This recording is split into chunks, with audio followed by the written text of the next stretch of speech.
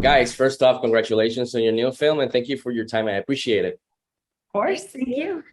First off, I wanted to ask you guys about what are some of your biggest real life fears? Because for me, I highly respect heights and the sea. So, how about you guys? Let's start with Grace. It's funny you brought up the sea because I am not too keen to be underwater without oxygen for a long time. It freaks me out a little bit. I don't like it. I'm like, so thankfully this wasn't 47 meters down, 47 meters up.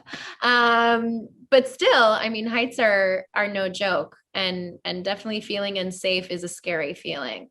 I did not have a fear of heights prior to filming this movie, but afterwards I did develop a little bit of a fear of heights. I mean, it's not green screen, it's real life. And it was 100 feet up in the air. And after being up there and being dropped from that height safely, but dropped a few times, I mean, it changed me. I do have a bit of a fear of heights now.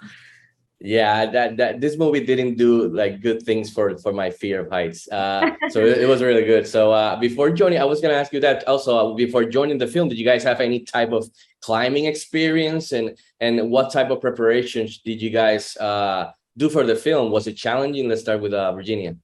Yeah, I had some bouldering experience, but that was all in a gym, not that high up with pads underneath you. It's quite different when you're actually out there for real.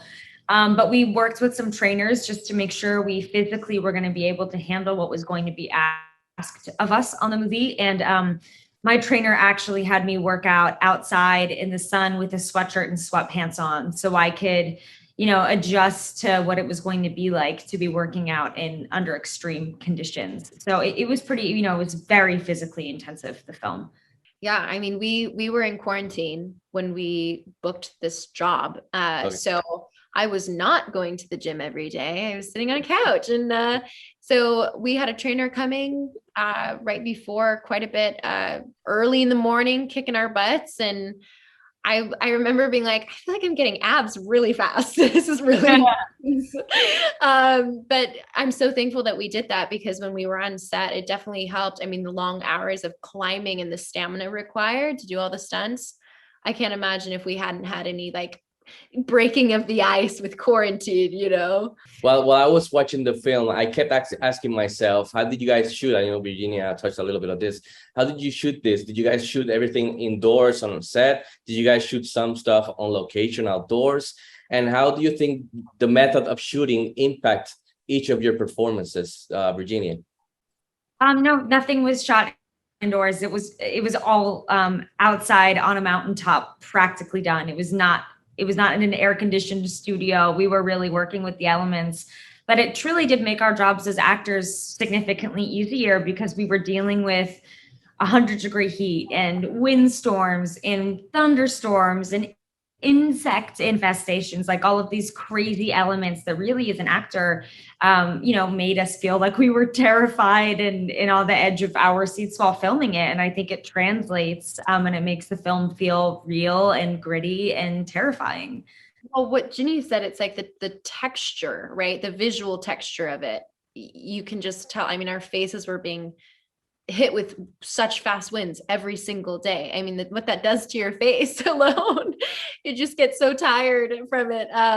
And the sun and the heat and sweating. I mean, The sweating. literally That's the biggest sweating. enemy, I think. Yeah. Oh yeah, it was real. And also when we first climbed up the tower with Scott, our director, I mean, I teared up just looking at the view, not because of the heights, but literally looking at the view and going, wow, all the way around, we have an incredible view of the desert. There's no wall. We're not in a sound stage. There's no fan to our detriment. But I mean, we're going to really feel what this would be like.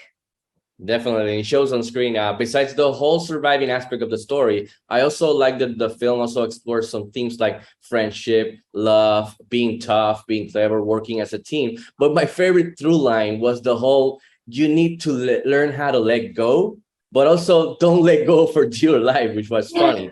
What things did you guys enjoy exploring in this story? Let's start with Grace.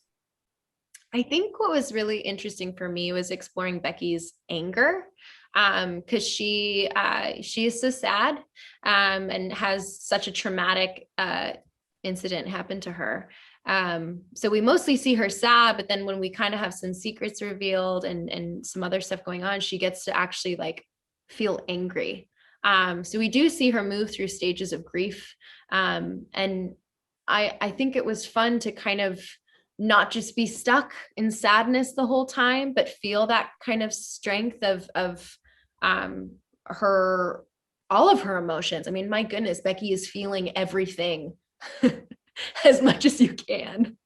I think for me, I really enjoyed exploring, Hunter is a like YouTube persona, and she's got this Danger D character that she's created. And it was very fun to have an arc with the character where I walked a fine line as an actor of not making her too big and over the top where you just didn't like her. So she needed to still remain likable.